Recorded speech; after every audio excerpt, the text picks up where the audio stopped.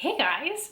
So, when you're going to do a review of a book, you're thinking about some basic things. Is the character development good? In a romance novel, do you feel the chemistry between the leads? Like, is their romance believable? And for me, I like things that also have not just their relationship, but is there a lot of relationship building, that kind of stuff.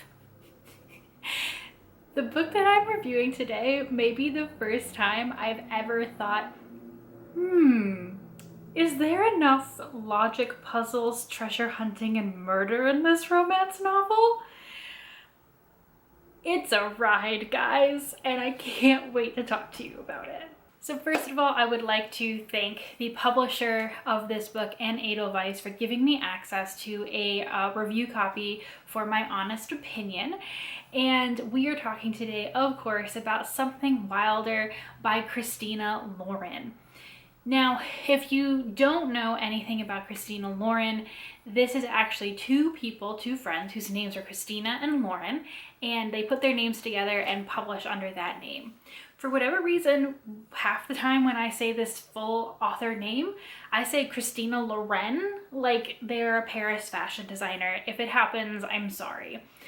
But I do talk about Christina Lauren a lot because they wrote one of the steamiest, funniest romance series that I've ever read, and I actually recommended in these romance recommendation videos that I've made, the Beautiful series. It's 5 books with 3 or 4 novellas, and within the first 5 pages of the first book, they're already having hate office sex. It's crazy. But that is also the Christina Lauren I know, and that is not Something Wilder. So, Something Wilder is the story of Lily, and Lily's father was the famous Duke. He was a treasure hunter extraordinaire out in Wyoming and California, all around the West area, and in specific, he was famous for being one of the most knowledgeable treasure hunters about the treasure of Butch Cassidy. And so Lily, her mother didn't stick around very long, so she grew up with her absentee father who was always out hunting for treasure and making her do puzzles and ciphers, and Lily really grew to resent that life, but she loved the ranch that they lived on. Duke never wanted to be there, so a lot of the running of it fell to her. Now, when she was 17, 18, 19, she meets a boy named Leo. He is from the big city in New York, and he has come out to Lily's ranch for a summer job. They fall head over heels for each other. They make promises, as only first couples in love can, that they'll never leave each other, blah, blah, blah. And of course, something very terrible happens with Leo's family. He has to leave, breaks Lily's heart, and right after Leo leaves, Lily finds out that her father has actually sold the ranch upon which she thought the rest of her life would depend.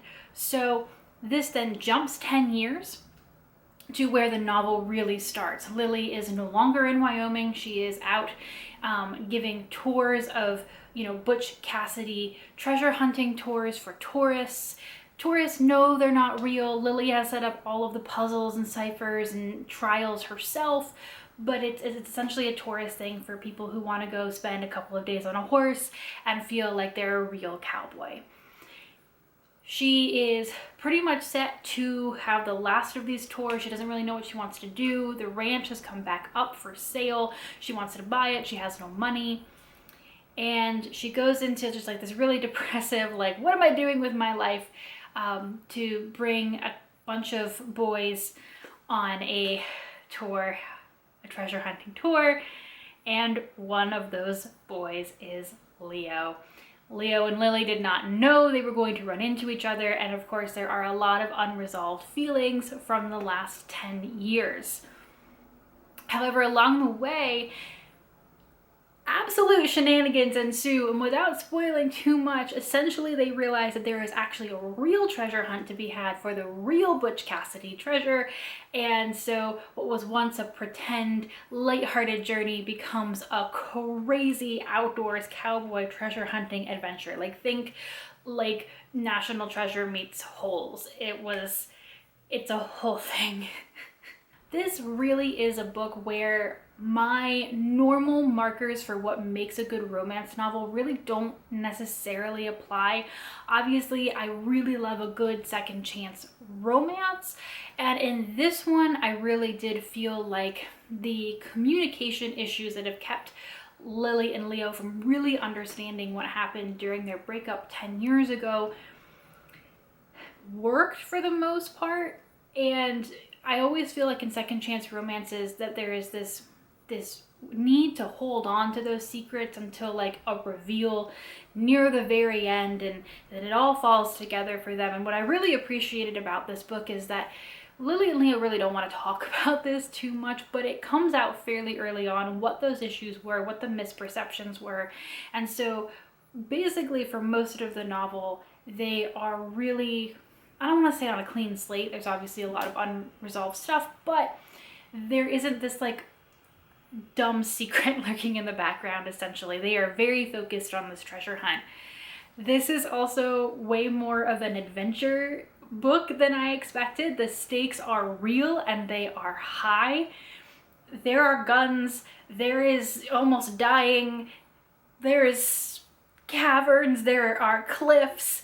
It's a real and serious adventure with consequences and betrayal, and that is kind of where, if you're looking for a relationship book, this novel kind of starts to break down, because the focus is so much on the treasure hunting and more of Lily's unresolved issues with her father and her past, that Lily and Leo, it's mostly like they both know they still love each other, and like that's the path that they're on. There's not a lot of exploration in that sense.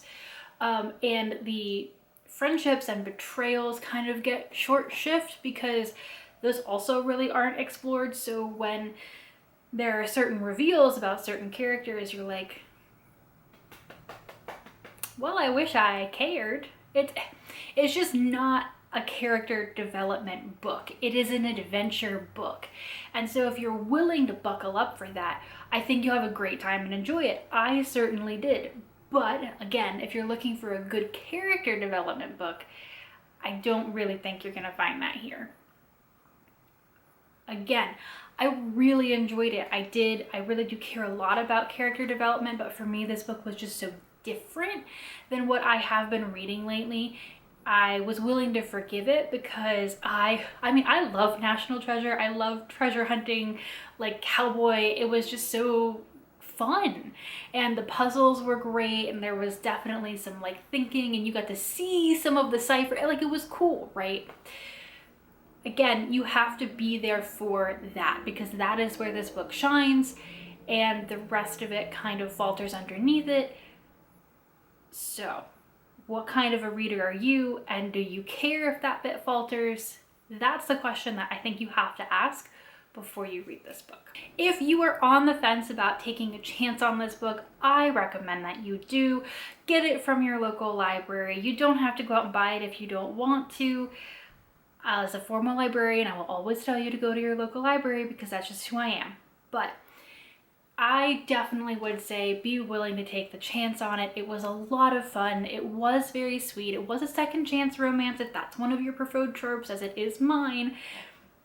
And it's a fun adventure. You know, it's not going to be a deep character book, but not every book needs to be that. Sometimes it can just be chasing horses through a canyon. That's all it gotta be.